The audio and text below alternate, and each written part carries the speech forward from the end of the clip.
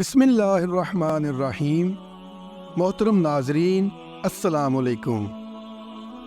ناظرین، آج ہم جن کی شہادت کی بات کرنے لگے ہیں ان کا نام حضرت علی علیہ السلام ہے، جو امام حسن اور امام حسین علیہ السلام کے والد محترم ہیں۔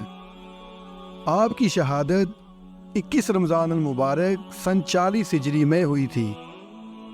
ایک آدمی جس کا نام عبد الرحمن ابن ملجم تھا، بظاہر وہ مسلمان تھا لیکن اندر سے وہ منافق اور خارجی تھا، اس لیے اس کے دل میں چوتھے خلیفہ حضرت علی علیہ السلام کے لیے بغض بھرا ہوا تھا۔ حضرت علی علیہ السلام 19 رمضان المبارک سن 40 ہجری کو نماز کے لیے مسجد کوفہ میں تشریف لائے تو عبد الرحمن ابن ملجم مسجد میں سو رہا تھا۔ ابن ملجم اپنی تلوار کو چھپائے الٹا لیٹا ہوا تھا اور تلوار بھی ظاہر میں بجھی ہوئی تھی۔ حضرت علی علیہ السلام نے کہا، اے ابن ملجم، اٹھ جا، نماز کا وقت نکلا جا رہا ہے، اٹھ کر نماز ادا کر۔ وہ ملعون اٹھا اور انتظار کرنے لگا۔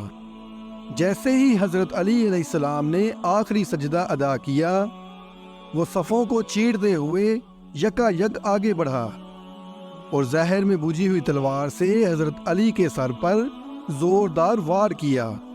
روزہ میں حضرت علی کو ایسا زخم لگا کہ پھر اٹھ نہ سکے۔ مسجد کوفہ میں شور برپا ہو گیا تھا، ہر طرف قیامت کا منظر تھا۔ تمام چاہنے والے نالہ و فریاد کرنے لگے۔ حضرت حسن اور حضرت حسین علیہ السلام مسجد میں تشریف لائے، اپنے بابا کی ریش مبارک خون سے تر دیکھی اور گریہ کرنے لگے۔ اصحاب جب حضرت علی علیہ السلام کو کاندھوں پہ ڈال کر گھر لے گئے تو گھر میں کہرام برپا تھا۔ بیٹیاں باپ کی حالت دیکھ کر تڑپ گئیں۔ ابن ملجم کو جب گرفتار کر کے حضرت علی کے پاس لایا گیا تو زخمی ہونے کی وجہ سے حضرت علی علیہ السلام کو زعفران کے شربت کا پیالہ پیش کیا گیا تو حضرت علی نے ابن ملجم کی طرف اشارہ کیا اور کہا، شربت کا یہ پیالہ اسے دے دو، اس کی ضرورت مجھ سے زیادہ اسے ہے۔ حکیم نے جب حضرت علی علیہ السلام کا علاج شروع کیا لیکن اس سے اتنا فائدہ نہ ہوا کیونکہ زہر اپنا کام کر چکا تھا۔ 19 رمضان کو آپ کو زخم لگا اور 2 روز تک حضرت علی بستر مرگ پر انتہائی کرب اور تکلیف کے ساتھ رہے۔ آخرکار زہر کا اثر جسم میں پھیل گیا اور حضرت علی علیہ السلام 21 رمضان المبارک کو نماز صبح کے وقت آپ کی شہادت ہوئی۔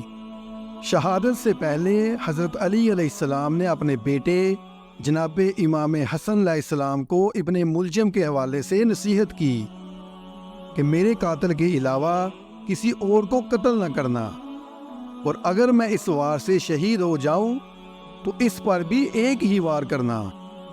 واللہ کیا انصاف تھا حضرت علی علیہ السلام کا، اپنے قاتل کے ساتھ اتنی شفقت سے پیش آ رہے تھے تو سوچو آپ علیہ السلام امت محمدیہ صلی اللہ علیہ وسلم کے ساتھ کتنا پیار کرتے ہوں گے۔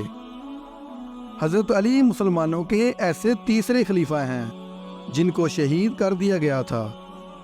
حضرت علی علیہ السلام کی شہادت کے بعد پھر مسلمان کبھی دوبارہ ایک پیج پر اکٹھے نہیں ہو پائے۔